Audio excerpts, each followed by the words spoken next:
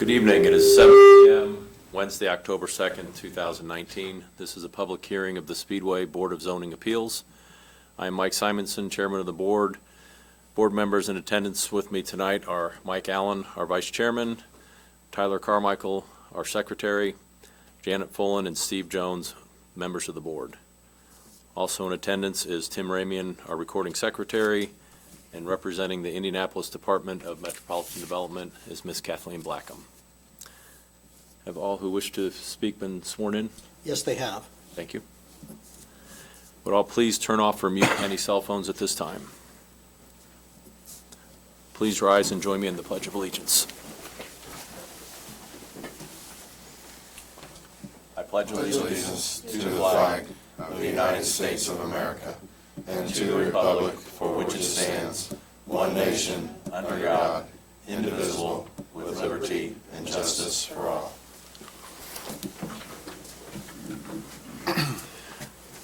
Rules for those who wish to speak this evening. The petitioner, remonstrator, or proponents will each have 15 minutes to present their evidence. We will then hear a report from Ms. Blackham. After her report, the petitioner, remonstrator, or proponents will then have a 5-minute rebuttal period. First order of business is to approve the minutes from our previous meeting. Has everyone had a chance to review them? Yes. Any corrections or changes? No. Seeing none, they'll stand as published. Tonight's petition is 2019 DVS 007, 5100 West 10th Street, Allison Transmission.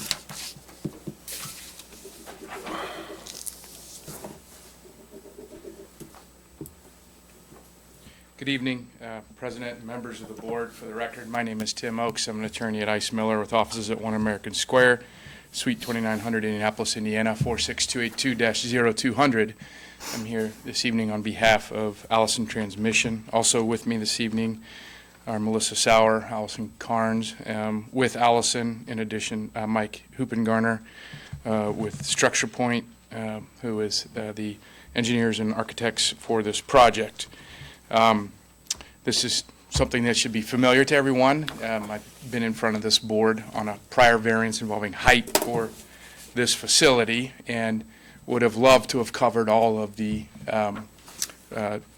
desired variances at that point in time. But as sometimes is the case, when you really dig down into the design and work through the construction drawings, you discover new design issues that sometimes lead to the need for additional variances, and that's what we have here. Allison Transmission is really excited about this building. This is an innovation and design center that is going to become one of the real centerpieces of the whole Allison Transmission campus. It is a state-of-the-art, collaborative, not only research and design, but an ability to work with its customers in terms of coming up with new designs and working through them. It is where many of the customers will now come when they come to Indianapolis and visit Allison Transmission. I start with that notion because what this building is can't be encapsulated solely by saying it's research and design. Staff notes in their report that there's a parking ratio for research and design in the Indianapolis zoning ordinance of 1,000 of 1 space per 1,000 square feet, and that somehow that represents an adequate number of parking spaces. From our perspective, that's the requirement of the zoning ordinance. The zoning ordinance never contemplated a building like this. It does not reflect the parking need for this particular use. So we think staff's suggestion that this is overparked or that maintaining something closer to the minimum is just simply inaccurate. As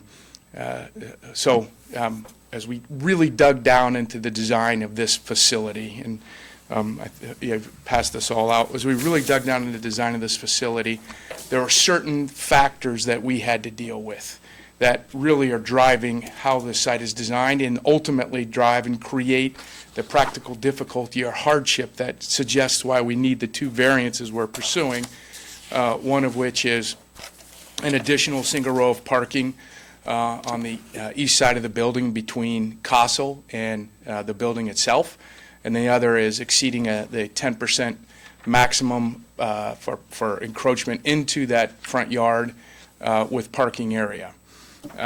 Why do we need parking on that side? Well, okay, if you, I passed this out, and if you look at this, the second page, which is the site plan, I want to kind of lay out for you the design constraints that we're dealing with. Number one, drainage. If you look on the site plan, you'll see at the very southeast corner of the site, the detention pond. It has to be there because the drainage naturally flows from the northwest to the southeast. We have to detain the water there, and we have to detain a certain amount of it, and it has to be that size. That's the design calculations. Because of its location and size, we don't have the ability to either put parking there or push the building to the south. So, okay, that fixes the building in a north-south direction on this site, okay? Now, the next design constraint is we think this is a fantastic looking building. If you might remember from the original variance, we think it's very attractive. We don't want to put parking. We think the real front yard, by the way, is 10th Street. We don't want to put parking between the building and 10th Street. We want it to look like a building and a front yard, then the 10th Street. That is what looks the best. That's what most people are going to see. We think that's best for not only Allison Transmission, but for the town of Speedway as a whole. So no parking between the building and 10th Street. So now we can only put parking on the east side and the west side, okay? Next constraint. As many people know, Allison Transmission does a lot of military work. And so some of the collaborative design efforts that we have are with the military. The military has certain security requirements. And one of those security requirements is we need a front door for visitors. All the other doors basically are locked to everybody else. Employees can get in them. That's it. We have to have a front door. We picked the front door to face the east. And it makes sense. It's facing the campus. It's facing the headquarters that are just up the street. So that front door is sitting facing the east. So the parking lot that's to the east is designated as the visitor parking lot, okay? Because we don't want to put, first, we don't want to put visitors on the west if we can avoid it, because now you've got to take a pretty long walk to get around to the building. We'd like to keep that walk short, especially during the winter. Second, if possible, we like to segregate the two so that employees know they can't park over there. We have designated spots for visitors, and we know that employees are going to park on the west side. And two, the number of spaces we show is required. There are 300 employees that are going to work here, plus all the visitors that we have coming. There will be showcase events with large vendors where product is being rolled out, where product is being shown, where we're going to have not just dozens of visitors, but visitors perhaps measured in the hundreds. So to suggest that we could live with, or that the minimum required spaces in the ordinance is adequate, is just doesn't reflect the real use of this building. Finally, so, all right, where do you put the building itself in terms of east-west orientation on the site? One of the notions might be, well, you could just move the building a little bit to the west, and then you could eliminate the need for the two variances on the east side. We looked at that. We did. But again, two constraints. One, the separation of the two parkings, wanting to have dedicated visitor parking on the east side. And two, this building has been designed to be potentially expanded in the future. And the expansion can't go south because of the detention facilities. We don't really want it to go. We think the better design alternative is to go west, and that is to extend the front along 10th Street to keep that frontage attractive, where it's again, the front building, no parking in the front yard along 10th Street, and then 10th Street. And so we want to be able to extend it to the west. If we extend it west, we start losing parking spaces. All right, if we shift the building to the west, number one, we limit our ability to expand, and I don't think that's in the best interest of anybody. This is a fantastic facility with high-paying jobs that a lot of local governmental units, not even in Indiana, but across the country, would love to have. And we want to preserve the right to expand it. And if we're forced to push this further to the west, we limit our ability to do that, because you start running out of space and you really start taking away the parking spaces. We think it's adequately parked now. We're going to struggle when hopefully this is actually expanded. And if we have to take away spaces because we have to move this building to the west, that's going to make it even more difficult, if not impossible, to actually expand this facility. So there are a lot of design constraints here that we really dug into once we started really getting into the details of the design as we were working towards a point where we got to construction drawings. So we do think there's a practical difficulty. We think this design is in the best interest of the town and the general public as a whole. We think that 10th Street is the critical frontage. We want to preserve that. But at the same time, this needs to be functional. This is going to be a fantastic facility that's really going to benefit Allison Transmission. It's going to help keep it healthy moving forward over the next 25, 50 years, and help keep the town vibrant as a whole. Finally, the one thing that we would like to suggest that we're willing to agree to is, because this is on the west side of Castle, the sidewalk that would normally be built would extend down right along the right-of-way of Castle. But that would be a sidewalk, quite frankly, to nowhere. Because if you keep going south on Castle and it ultimately swings there to the east, there's absolutely nothing on that side of Castle. And so it's a sidewalk to nowhere. So what we'd like to suggest, and this is done during the building permit process through BNS, Building and Neighborhood Services, which issues the permit, we have the ability pursuant to the ordinance to request a waiver of the obligation to build the sidewalk. We don't get off that easy. In lieu of that, we have to make a payment, a contribution to the sidewalk fund in lieu of the sidewalk, which we calculate to be roughly $15,000.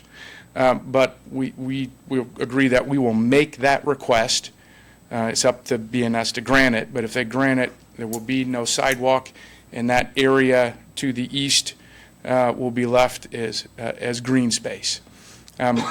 Finally, if you take a look at the landscape plans, which are the last two sheets of your presentation, this is, in my opinion, an extraordinarily well landscape project. It is, and if you look at the second landscape sheet, which is L701, it lists all of the various types of landscaping by species and variety and by number. And you're talking about the planting of hundreds of shrubs and dozens and dozens and dozens of trees. So this is going to be an extremely attractive facility, both from 10th Street and from Castle. We do have a little difficulty here. It's not a significant deviation, we don't think, but it's an important one for us. We need to have adequate visitor parking on the site, on the east side of the building, and this is the only way we could accomplish it given the constraints that I've gone through. So with that, we'd be more than happy to answer any questions that the board might have. In reference to your sidewalk, I guess, forgiveness or on the Castle section, so you're essentially saying that you would not build a sidewalk from 10th Yeah, the All, yeah. 10th all the way down Castle? Correct. Okay. And then the payment in lieu of is based on it's a cost per linear foot of sidewalk that we avoid, and we think that'd be about 15,000. There is currently not a sidewalk there right now, correct? No, there's not. Okay. Yeah. We definitely want one on 10th Street. We think that's entirely Certainly. appropriate and really necessary. Tim, we are going to have this sidewalk for the cross street from our back entrance. Okay. What Melissa was saying is there's a entrance exit from the existing Allison transmission facility on the east side of Castle. So there'll be a sidewalk and a crosswalk that goes across Castle. It's right about midpoint of the detention pond, and then we'll install a sidewalk that goes around along that part of Castle, and then there'll be a sidewalk that ultimately leads folks coming from there up to the building. So we will be putting that in because that, unlike a sidewalk going south on Castle, this sidewalk will actually lead somewhere. So you would have a sidewalk in the middle of the retention pond going north towards your facility in Right. order to connect it to your front yard? Yep. Gotcha. Go north and go around the Yeah. detention pond to Yeah. get employees Yeah. safely to the building that are coming from the other side of Castle. Okay, but not from the north side of the entrance to 10th Street. No. If I follow your question. Yes. Um, The entrance off of Castle. From the north side of the entrance to 10th Street. There would be no sidewalk, correct. Now, we could put that in. We don't have a problem doing that. But one, we don't think it'll be used. And two, if you don't put it in, that area gets to remain green. Is the property going to be fenced? Yes. So the only access around the facility will be through that frontage yard outside the fence? It'll be, if you're walking from the facility, it'll be cutting across and going around the detention, You have to go Pond through the up. drive entry to the parking lot. right? That's the only opening in the fence. There will be, Can you please step up to the podium and state your name and address for the record, please?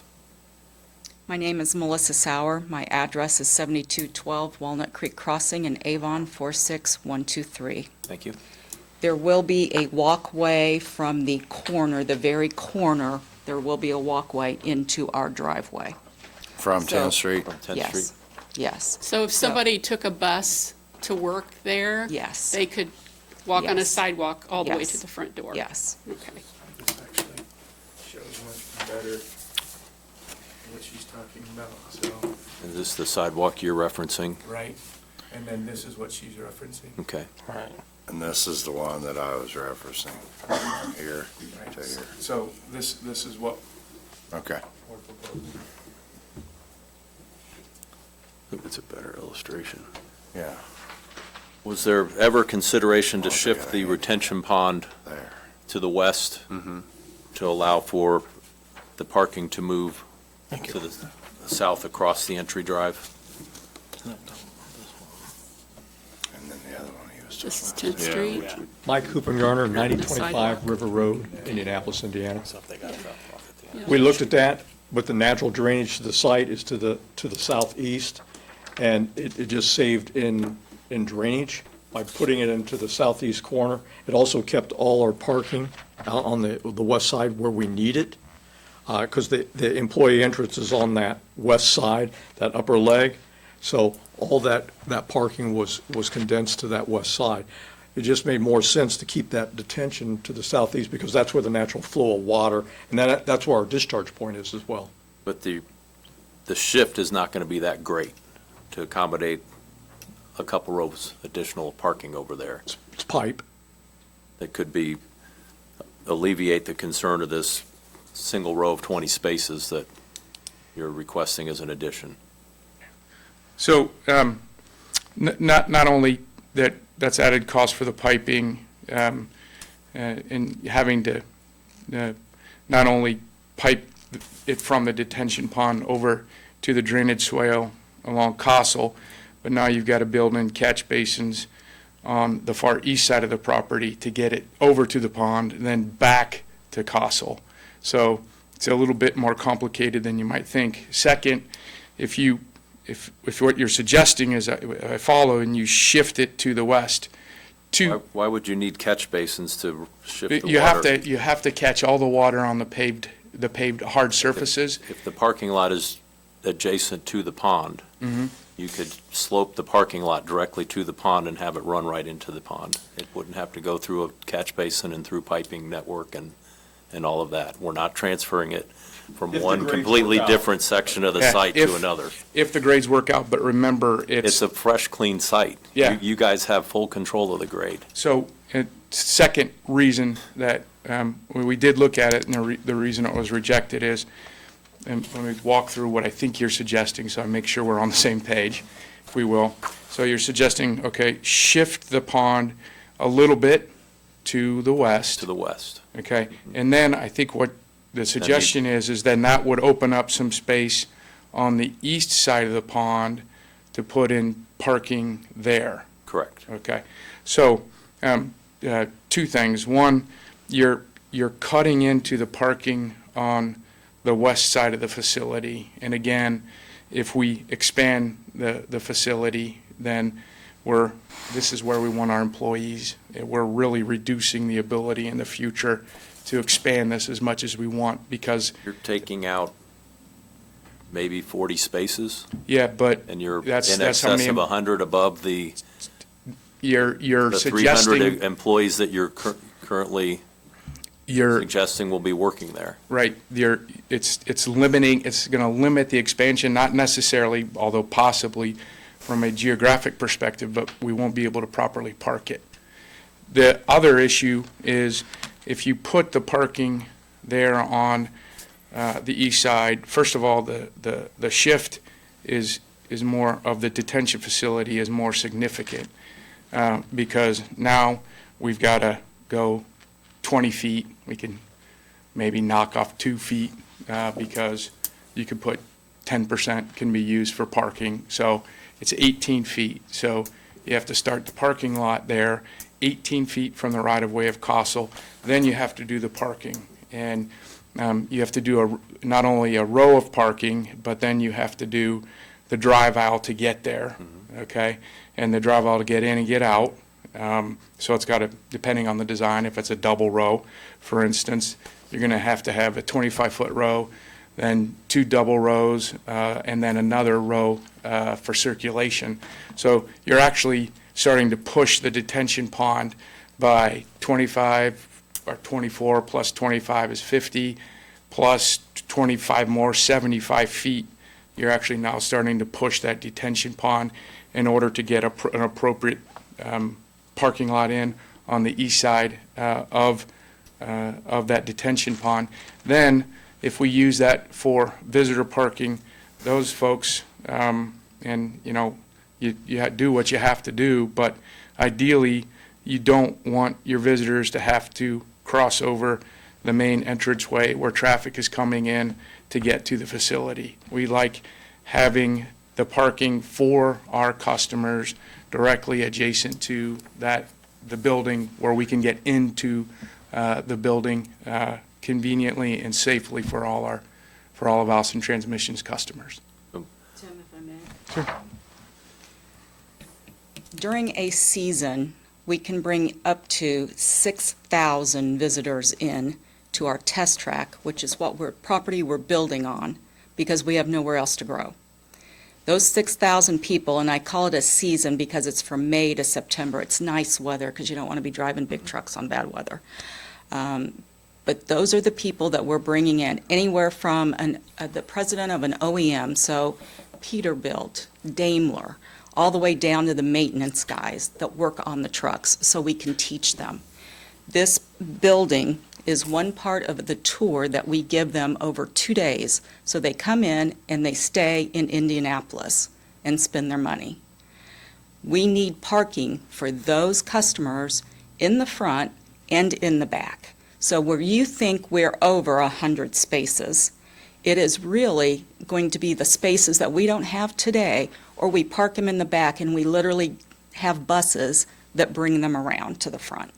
And you'll see our buses running between, the 3 places. So I just want to give you the quantity of people that really will go through that facility. So you'll have more than 60 cars to park every day? Every day? No, because we run them Tuesday through Thursday. Mondays and Fridays, we try to take off of the tours. Where are you putting the test track? Don't know yet. Okay. For this season, for the next season, we're making it smaller, and we're going to see if we can live with that. Gotcha. The test track is our number one selling tool. We call it butts and seats. We have trucks, all different types of trucks, that have our transmission in them, and then we have the exact same truck spec'd with our competitors. And we can get drivers. That's the best way we sell a truck, is to get the driver to drive it. So that is our number one selling tool. We have one in Hungary that's 3 times the size of this one. Will you refresh my memory? I don't remember from the last meeting. How far south is the new project supposed to go on the property? Because you have the existing, or the softball diamonds, and then you have your test facility south of there. How far south does this overall, their detention pond and the parking on the southwest, how far south does that go on the property? There's an existing,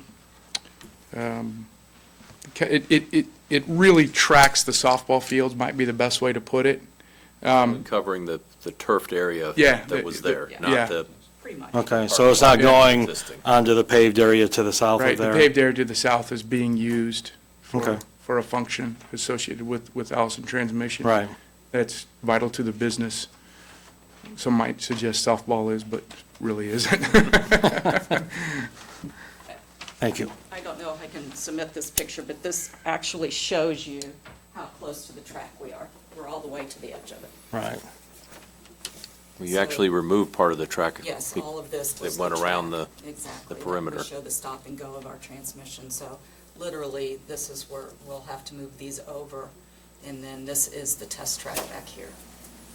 So we'll have a loop that goes, through the existing parking lot. Okay. Thanks. Yep. So on, Bless you. you mentioned that you have a big event where you're going to have potentially thousands of people there. Where are those people parking?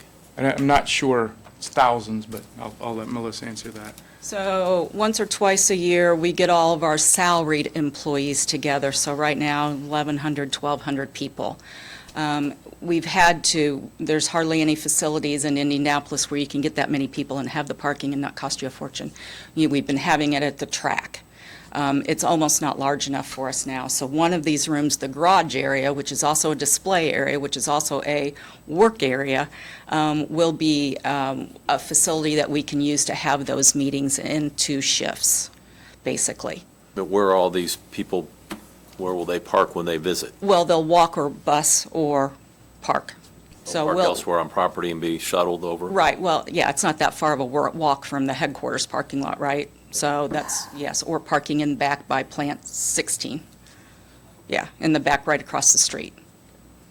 So, yeah, when we do have these, we assign them, we know who's going where. We try to bust things around. That's what we just did when we announced the Innovation Center with the governor and the mayor. In the original petition request, there was a third variance for landscaping. As we work through that Modifications. with staff, with DMD, it was identified that that is not necessary. Okay, And Kathleen certainly can confirm that, but that is not a necessary variance, so there's only 2 being considered tonight. but In light of that, though, I was brought to my attention that there were a number of trees removed between the former or previous petition hearing and this one that may have created some issues if they were heritage trees.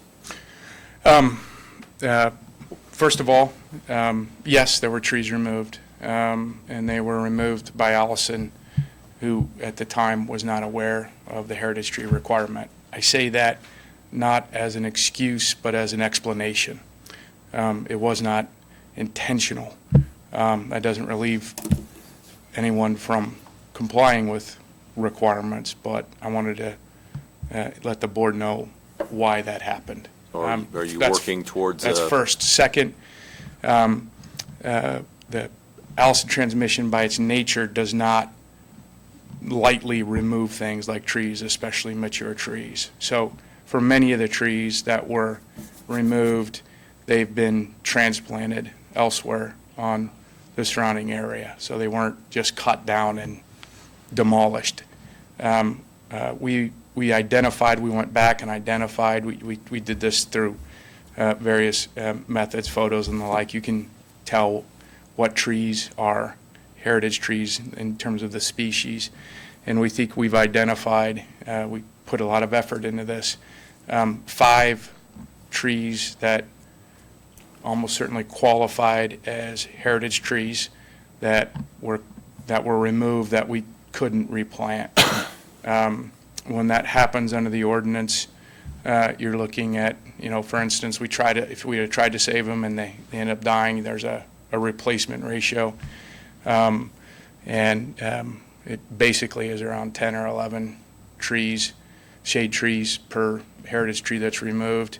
The landscaping plan that's in front of you actually has 80 shade trees that will be added to this site. So we really, truly regret, and frankly, on behalf of Allison Transmission, apologize for that removal. It was done as an accident, not as an intentional misconduct.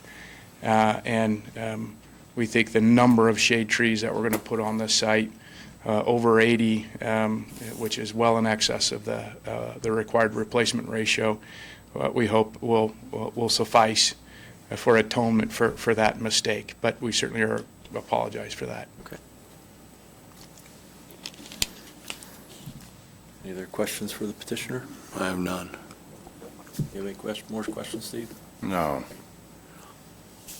Thank you very much. Thank you.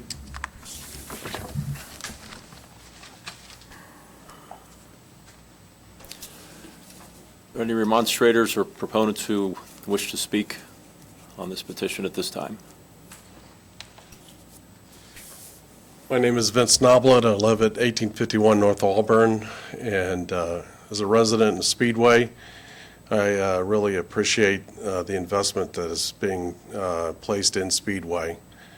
It's a lot of jobs, new buildings, that kind of investment you just don't get every day. And I think that how they addressed the variances that they're requesting tonight is well within line. And I think that they have been an excellent neighbor and a major stakeholder to this town, and I appreciate everything that they do to help this town grow and be successful. That's all. Thank you.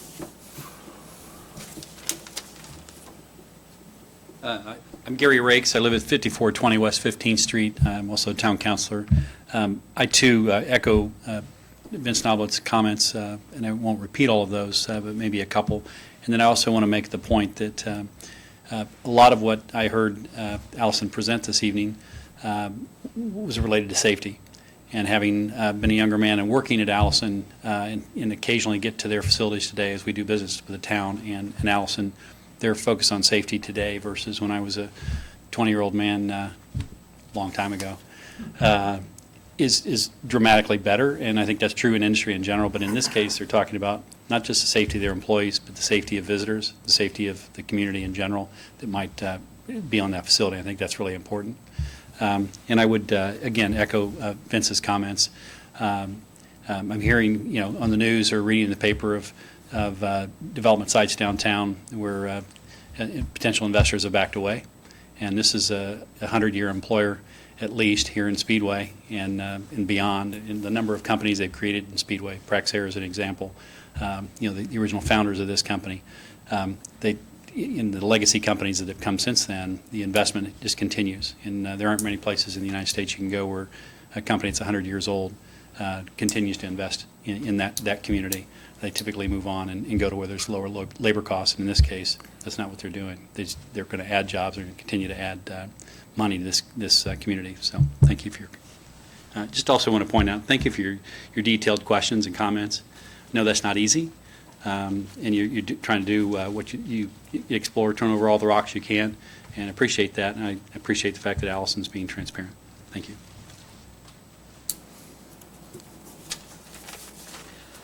Eileen Fisher, 2518 North Lyndhurst, Speedway, Indiana, also Town Council President. So, I just want to echo what Gary and Vince both have said in regards to Allison's and being a good company here for our town, and setting aside the fact that they're, our biggest taxpayer. I think that they're really helping our community. They're bringing more visitors into our community that we've all have worked so hard to do for our main streets, restaurants and things like that. I also find it sort of ironic that a couple years ago, we were here in regards to parking on Main Street and not having enough parking there. And now we're talking about possibly reducing some of their parking on things that they need events for. So, it's sort of a give or take. And, I hope you guys approve what they're asking for. I think that they're definitely, working to try to make it the best. So, thank you. Thank you.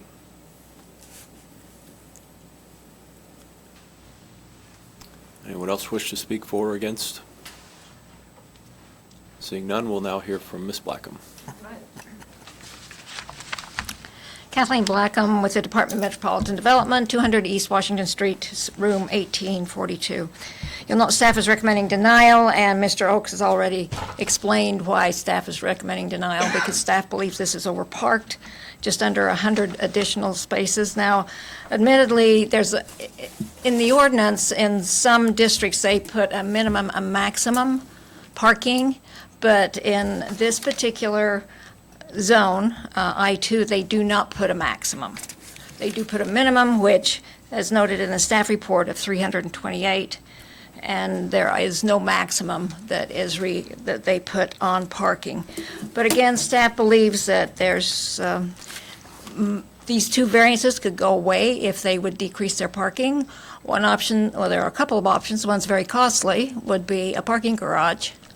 I know it's very expensive.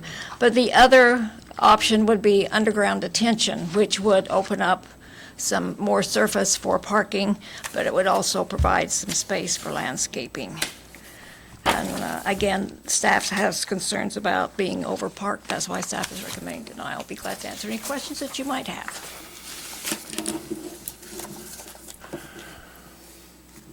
Questions? Yeah. Nope. Kathleen, how many spaces do they have currently on this?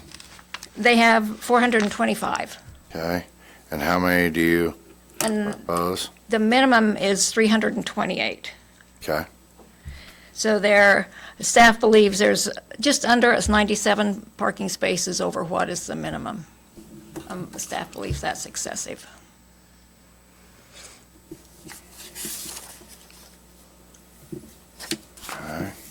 Just to be clear on this, so we're not addressing number 3. The landscaping issue is at the 25 evergreens with 6 shade trees and 531 grass shrubs. No. So we're just voting on On the parking. parking areas. Okay, just want to make Yes, sure we're just on the parking areas. clear on that. Yep. Yes.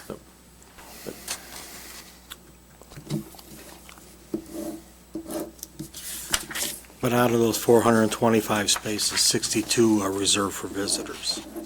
So that brings it down to 383. In the event that they do expand and lose parking spaces, but bring in more employees, then what do they do?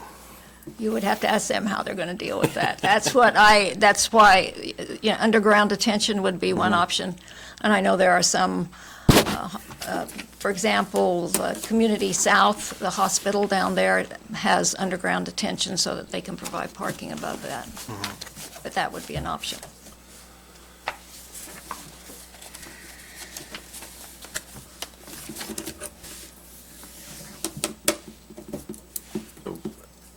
Do you concur with their assessment of the heritage tree concern, or have you even looked into that at all?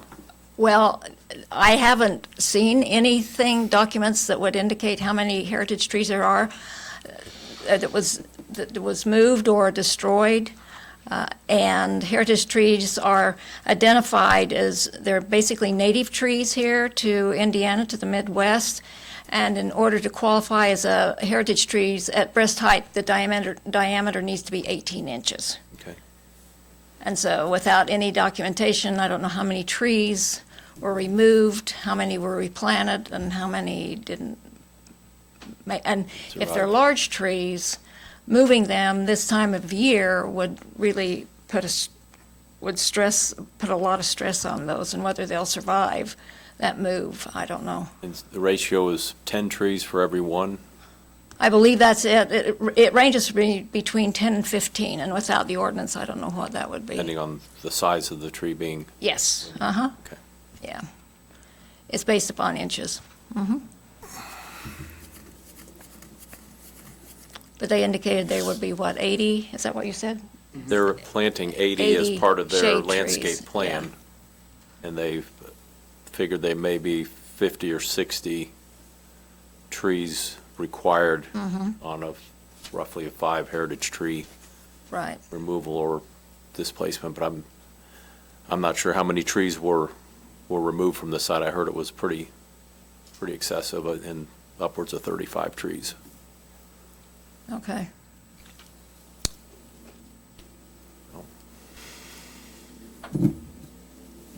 Any other questions? No. Okay. Thank you. I'll start with the heritage tree issue on rebuttal, which is to say we have no problem providing staff with how we came up with our calculations and working on the issue with staff. There were 8 trees that were heritage trees that we actually were able to move and transplant, and 5 that we weren't. And we can provide them with all the information we have and document it. But at the end of the day, whatever the required replacement ratio is, we will do. And if there aren't enough shade trees on the plan now, we're going to add them. And if we don't have space to add them on this site, we'll add them elsewhere on the campus. But we're gonna fix this, and that's the end of it, period.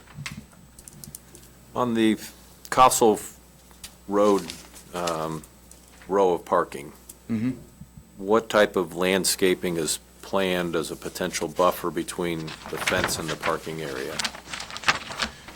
I see it looks like there's something shown, but these plans are pretty small and hard to read. Okay, the small and. Well, there are existing trees along Castle that the Speedway has planted. I think those are going to remain. They're in that swale. There are existing trees there. Those trees were working for the town, there's about 5 or maybe more. I'm not sure what type of trees they are, but they're in the swale there for drainage. Drainage? Right. There's 8 of them total, and then in addition to those, there's a solid block that, if you look on landscape plan, it's L700. You could see that there's a double row of shrubs that was planted along the entire boundary of the parking lot.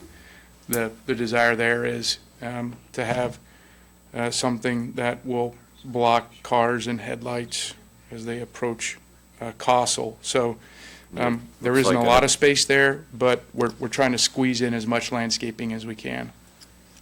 Are they adding 9 trees also? Looks like it, yes. This landscaping plan will control. Some of those are existing. And then my other comment in response to the staff report is, staff is basing what they feel is appropriate in terms of parking off a minimum that was put into the zoning ordinance as a one-size-fits-all. It is a minimum. And to suggest that the minimum is a reflection of the actual parking needs for this facility is just wholly inaccurate, and quite frankly, I think unfair. Allison knows its business. Staff does not. And staff tries very hard. I appreciate everything they do. I've worked with Kathleen for years and worked with staff for years. But they're using a arbitrary minimum to suggest that's what we should be held to in terms of what we need for parking. And what we need for parking is not the ordinance minimum, because that's not how this facility is being used. And at the end of the day, if that's what if we're held to, and we're forced to move this building or eliminate parking on that side, it is going to start to limit our ability to expand this facility. So there is a hardship here, there is a difficulty, and we ask that you approve the 2 requested variances. What is the likelihood that this facility will be expanded? 50/50, 60/40? I don't think anyone could say. I think the hope, it is 100%. But to hinge your parking and your whole argument on a it is maybe is hard to. Well, what we do know, because Allison's been at this location for over 80 years in this area, is that if you don't plan properly for this kind of expansion, you run into problems, okay? We don't have room in this area to meet all of the hopes for expansion that Allison has right now. And I think it's in the best interest of Allison. I think that's in the best interest of the town to make sure that as we make improvements, that we keep in mind the ability to expand, because I don't know what the odds are. I don't think anybody at Allison can genuinely tell you what they are either, but I could tell you that everybody there 100% wants and hopes that they're put into a situation where it makes sense to expand this building. And if we don't plan for it, then 3 years from now, 5 years from now, 10 years from now, we're back in front of you with a whole different set of problems because we didn't leave enough room to expand.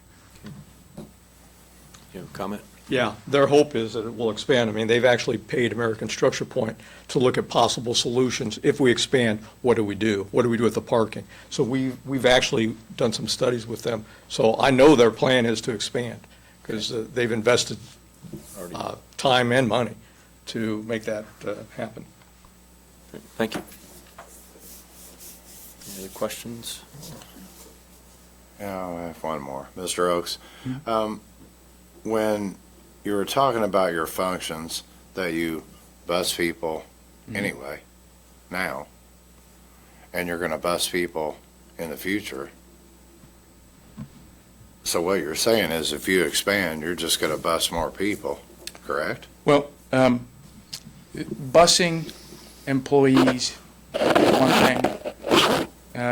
They know their way around, they know where the buses are, and they're a captive audience, so to speak. Right.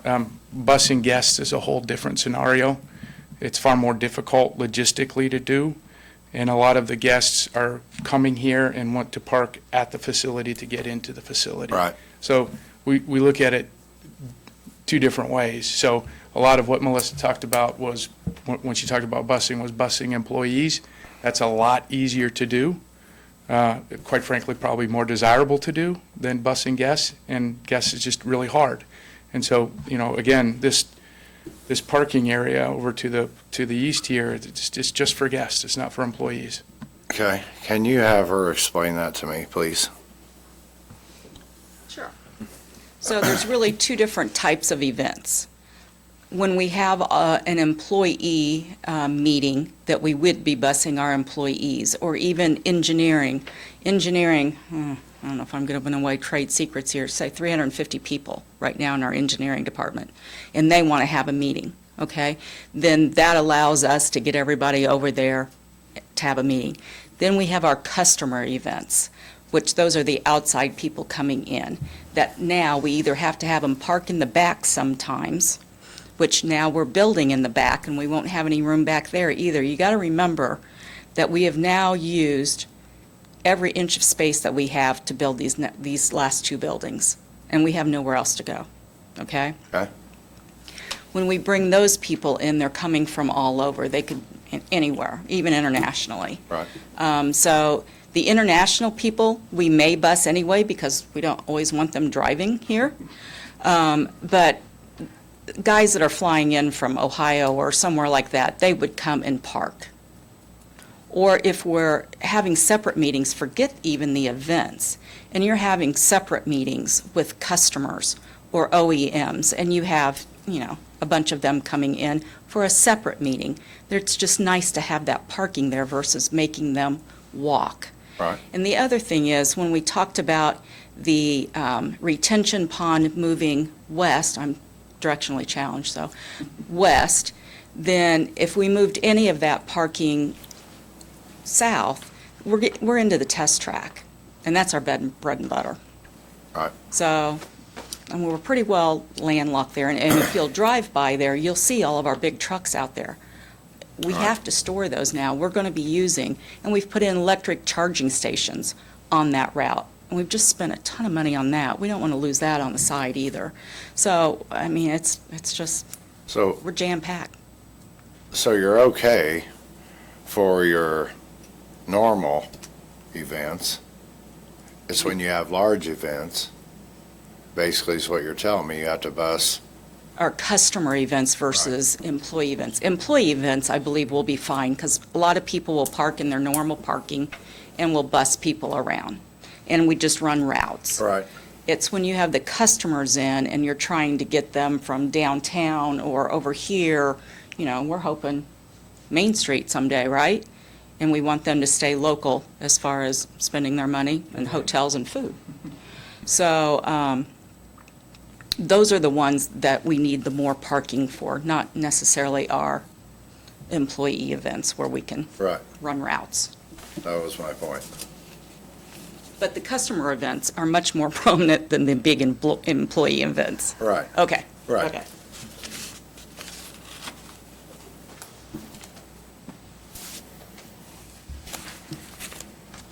How much transitional yard will be left from the row of parking to Castle Road? 10 feet.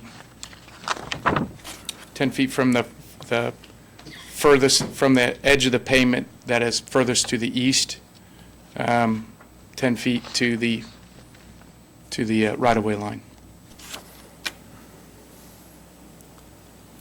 So with the turn lane taper there, does that reduce that to less than 10 feet as you get closer to the parking lot entry?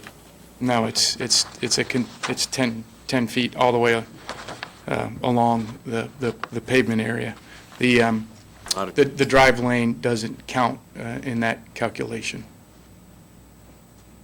If I follow your question. Maybe I don't. There's looks like there's a turn-in lane Oh, the turn-in lane? to the parking lot, Yes. which is going to diminish the area based on what your answer was to the question. You're saying it was 10 feet from the furthest east point. Yeah, you can, if you look at the site You're plan. going to lose 8 or 10 feet for that drive lane, Yeah. that turn-in lane, right? Right. If you look at the site plan, which is sheet C200, you actually see structure point has put in a 10-foot setback line, so that line that runs along that eastern boundary is 10 feet, the entire length.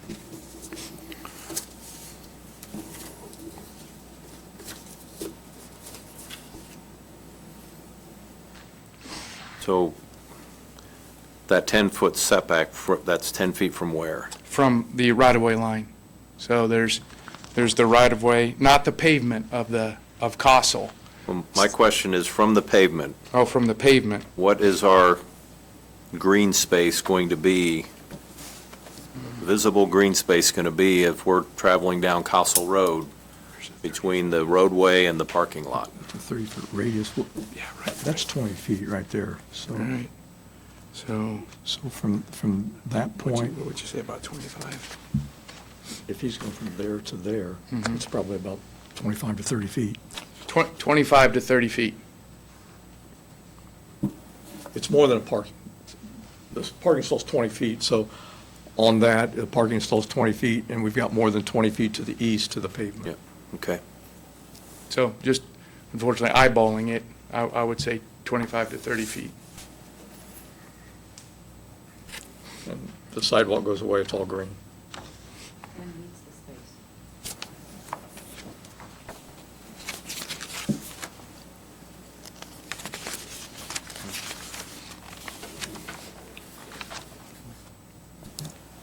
Any other questions for the petitioner?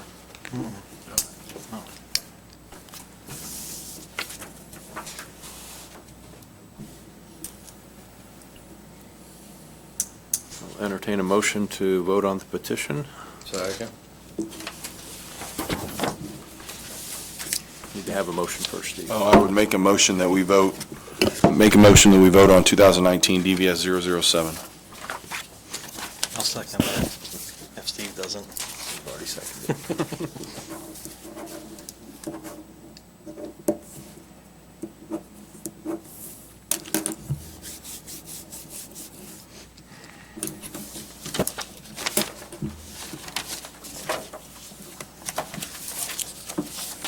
Yeah, we're voting separately.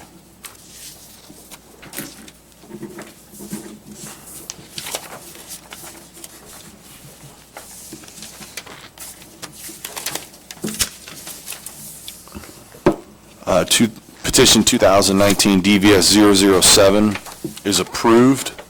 Number one, for allow 50% parking area in front yard, and number two, allow second row of parking by a vote of 4-1 on both accounts. Thank you for your time. It's much appreciated. Welcome. Did you want these back? If you don't want them, Oh, no, I'm gonna take mine. Is there any other business to come before the board? Seeing none, our meeting, well, first, our next scheduled meeting is Wednesday, November 6, 2019, 7 PM here in Town Hall. We are adjourned at 7:58.